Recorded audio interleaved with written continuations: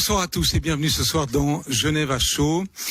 Le corps de la femme comme arme de guerre, le viol sur les champs de bataille, le viol en période de guerre, ça s'est produit bien sûr de tous les temps, mais ça s'est produit de manière particulièrement horrible dans une région très précise du Congo. On verra laquelle tout à l'heure, le Kivu, la région de Goma, c'est dans le nord du pays, le nord-est.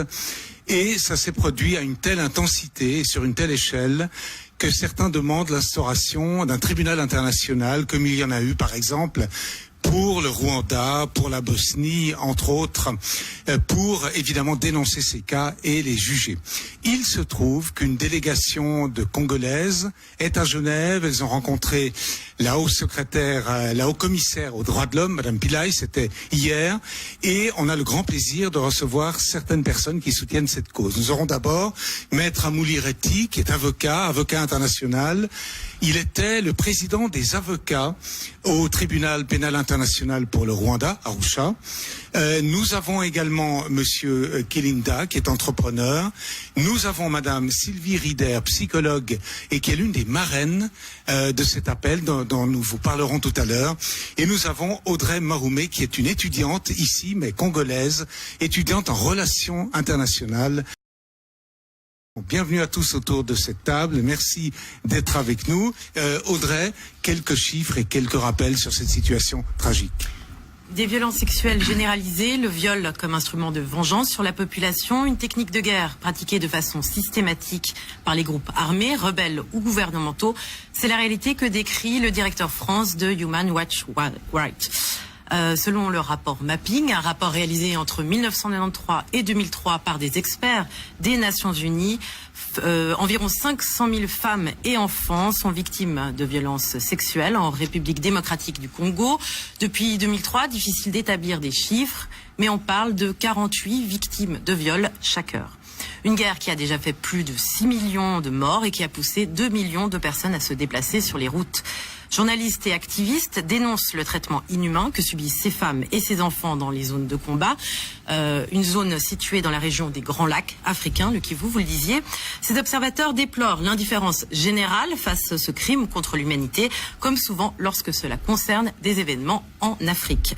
Aujourd'hui, Maître Amouli Reti, avec 52 personnalités féminines du monde francophone, vous lancez une pétition afin d'alerter l'opinion internationale.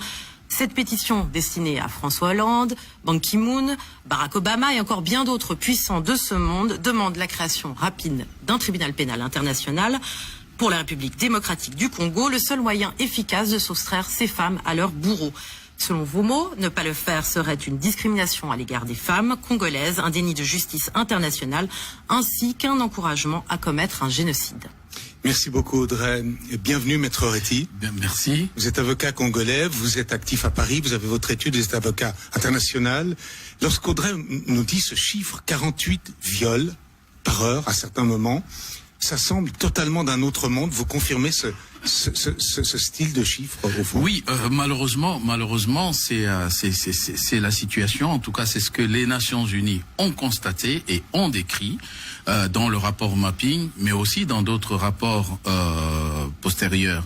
Mais en fait, ce qui est finalement choquant dans tout ça, c'est que il faut quand même se rappeler que les Nations Unies, la Charte des Nations Unies, explique que à partir du moment où il y a eu des histoires graves avant 1945, il était impérieux pour que les Nations Unies se construisent avec pour mission d'éviter que plus jamais des choses comme ça se fassent.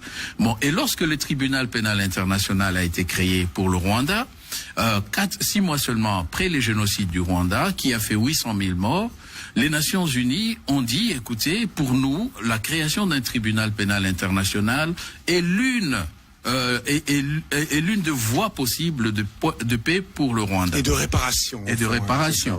Et par la suite, pour l'ex-Yougoslavie, c'était la même motivation. Et à chaque fois que les Nations Unies ont mis un tribunal pénal international pour arrêter les massacres, effectivement, on a vu, aujourd'hui, on peut dire qu'on a vu un Rwanda finalement qui est pacifié. Alors si vous êtes d'accord, on va en dire un mot, puis on va évidemment revenir au Congo avec tout le monde.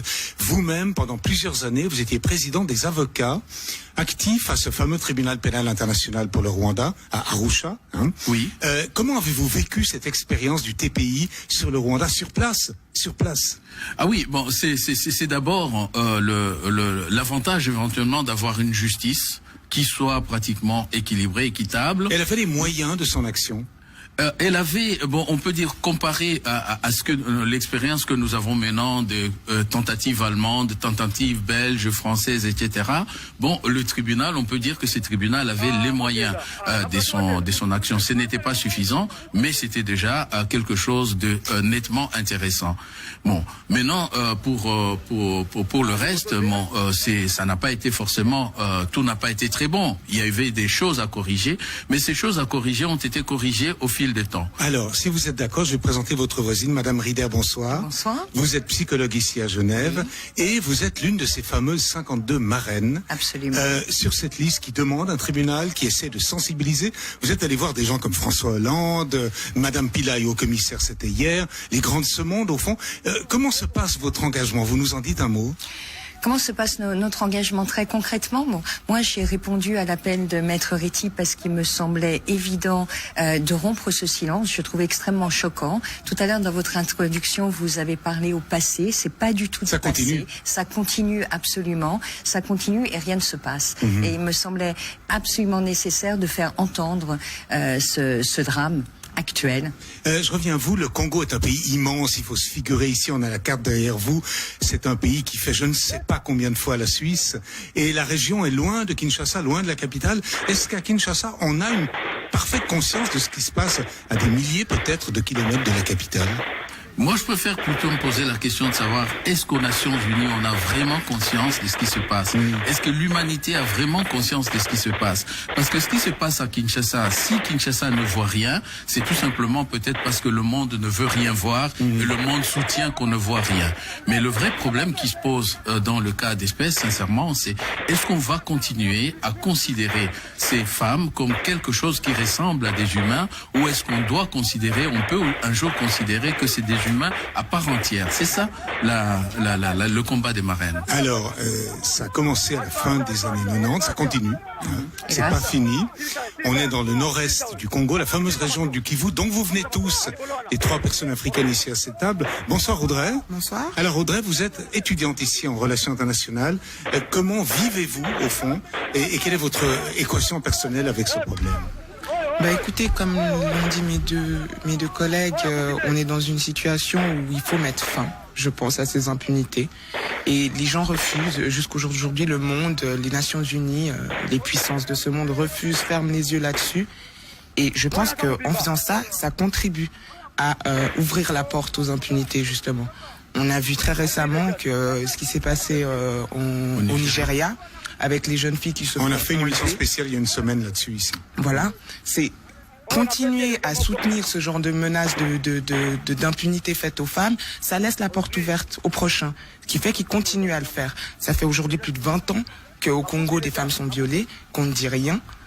Donc la seule chose que j'ai à dire, c'est de se lever. Et d'instaurer une instance judiciaire qui permettra justement d'avoir un tribunal pénal international, vraiment, qui permettrait... Comme celui du Rwanda ou de la Bosnie, par exemple. Hein. Voilà. Monsieur Kilinda, bonsoir. Bonsoir. Vous êtes entrepreneur, Oui. Congolais. Parlez-nous aussi de la manière dont vous vivez ce problème vous-même, votre relation à ce problème. Ce problème de viol me touche énormément. Et c'est un drame pour tous les Congolais. Je soutiens Maître Réti pour sa démarche, parce que s'il y a l'instauration de ce tribunal que nous revendique non seulement Maître Réti, mais tous les Congolais, ça serait le seul moyen de stopper, d'arrêter ces massacres. Je reviens quand même, Maître Réti, parce que vous n'avez pas répondu à ma question tout à l'heure. parler aux Suisses qui ne connaissent pas. Les Suisses ont de la peine à comprendre pourquoi Kinshasa, votre capitale fédérale, la première, n'intervient pas. Est-ce qu'elle est impuissante ou est-ce qu'elle ne veut pas intervenir? On a besoin de comprendre ça d'ici. C'est que la seule chose qu'il faut comprendre, c'est que Kinshasa, si on parle du gouvernement du Congo, il faut aussi considérer qu'il s'agit de l'amalgame. En fait, on a mis les uns après les autres, mais en fait, des chefs rebelles, des gens qui ont évolué dans des rébellions, des gens qui ont aussi un passé dans ces rébellions et donc qui ont quand même à rendre compte de cette comptabilité. Et ils se sont amalgamés autour du gouvernement. Non, ce n'est pas seulement eux qui se sont amalgamés. Non, c'est que les Nations Unies ont procédé souvent à des fausses bonnes solutions. Ils ont proposé à chaque instant que lorsqu'il y a un trouble comme ça, ils proposent aux rebelles, ils proposent aux bourreaux, ils proposent aux tueurs de se mettre autour d'une table et de partager le gâteau politique. C'est comme ça, c'est le seul moyen d'arriver au pouvoir actuel. Alors hier, vous avez rencontré Madame Pillay, c'est la haut-commissaire des Nations Unies aux droits de l'homme ici à Genève. Comment a-t-elle réagi et au fond, est-ce qu'elle vous a donné l'espoir que quelque chose se ferait ou est-ce que la surdité onusienne demeurerait? Moi, je préfère plutôt dire quel est le profil de la personne que nous sommes allés voir. C'est que Madame Pillay, c'est une dame qui s'était battue quand elle était présidente du tribunal pénal international pour le Rwanda et juge.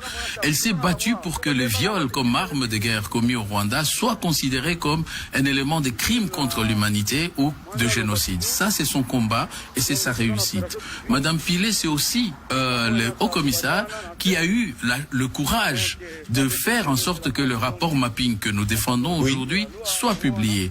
Madame Pillay, c'est une personne qui, en tant que présidente du tribunal pénal international pour le Rwanda, connaît exactement les avantages et les inconvénients de ce tribunal. Nous attendons justement, nous sommes allés lui demander de porter notre demande au Conseil de sécurité. Vous savez, c'est une femme politique, mais nous attendons souvent de voir les actes. Donc nous attendons de voir que Madame Pillay se déplace et qu'elle aille effectivement au Conseil de sécurité présenter une résolution. Je vais terminer avec vous. On arrivera à trouver une solution. Vous avez l'espoir ce soir? Écoutez, j'espère. En tous les cas, ce que je remarque, c'est que nous avons été reçus par différentes hautes sphères du pouvoir, qu'à chaque fois on a été reçus avec beaucoup d'attention, de gentillesse, de compréhension. Madame Pillay, entre autres, nous a dit mais c'est pas moi qu'il faut convaincre, laissant sous-entendre qu'elle était totalement convaincue. La question est: qui faut-il convaincre? Les États membres, etc. Et c'est pas toujours simple. Est-ce qu'il y a ce fameux syndrome? Et on en parlait exactement il y a une semaine. On a fait 25 minutes d'émission spéciale sur les 200 filles du Nigeria. Cet éternel syndrome de l'Afrique oubliée, au fond. Il faut oublier. Je dirais que c'est plutôt l'inverse. Il y a beaucoup d'intérêts, justement, qui font que, justement, elle est moins qu'oubliée, mais beaucoup prisée, si je peux dire. Vous trouvez? Oui. Moi, je trouve pas. Enfin, oubliée. Ici, c'est pas du tout le cas. Mais j'entends. Elle est oubliée dans les consciences, elle est prisée économiquement. Mais clairement, c'est la raison pour laquelle on contribue à un oubli des consciences, justement, un oubli qu'il y a des êtres humains qui vivent là-bas, qu'il y a des êtres humains qui meurent tous les jours, des femmes, des enfants. Non, mais ma question c'était, vous souffrez du fait que l'Afrique est oubliée? Ou alors vous prenez ma question à l'envers de ma question. Oui. Si on peut dire, effectivement, ce syndrome de l'Afrique oubliée, regardez par exemple, il y a eu un temps, Monsieur Rafik Hariri a été tué et pratiquement avec sa suite. 24 mois seulement, il y a eu un tribunal spécial pour le Liban qui a été créé pour le meurtre d'un individu et sa suite. Aujourd'hui, il y a des régions privilégiées. Oui, il y a des régions où on focalise davantage. En avril 1994, 94, comme vous dites ici, il y a eu deux chefs. Les Belges disaient ça aussi, non? Voilà. Il y a eu deux chefs d'État qui ont été pratiquement bousillés dans leur avion. C'est-à-dire, c'était un acte de terrorisme. Et c'est ce qui a déclenché le Burundi et le Rwanda. Oui. Aujourd'hui, personne ne parle du chef d'État burundais qui avait été pourtant tué dans un avion tiré par un missile. Bon, voilà un peu ces syndromes de l'Afrique oubliée, c'est-à-dire que les Africains, c'est éventuellement quelque chose qui ressemble à des humains. Je pense qu'on ne va pas l'accepter longtemps. Alors, si vous êtes d'accord, je crois qu'on va s'en tenir là, ou quelques secondes, parce que je voudrais Juste accueillir quelques secondes, je nos voudrais amis dire, du effectivement, sport. il y a l'idée que l'Afrique est oubliée, mais il y a aussi l'idée que ce crime est un crime contre les femmes et que ça semble beaucoup moins regardable. C'est dommage qu'il n'y ait que des femmes comme marraines, parce qu'il n'y a pas que les femmes qui doivent défendre les femmes. La cause est universelle. Absolument. Pourquoi il n'y a pas des parrains au Pourquoi fond il n'y a pas des parrains? C'est plutôt à moi qu'il faut poser la question. Non, il n'y a pas de parrain parce que j'ai été déçu par les hommes. Oui. Pendant plus de 7 ans, j'ai couru après les hommes pour qu'ils soutiennent cette cause. Ils n'ont rien fait. bah Mais voilà. seulement Vous avez raison de le dire. en 2 mois, j'ai pu faire le tour. J'ai pu avoir 52 personnalités. À partir de ce moment-là, en 10 mois, nous avons obtenu ce que en plusieurs années, on n'a pas pu obtenir. Elles sont efficaces, elles sont formidables. Très efficace. Alors, je vous remercie tous beaucoup et je vous souhaite à tous une excellente soirée. Je crois qu'on a contribué à une prise de conscience. Beaucoup de gens à qui on parlait ce soir n'avaient pas la moindre idée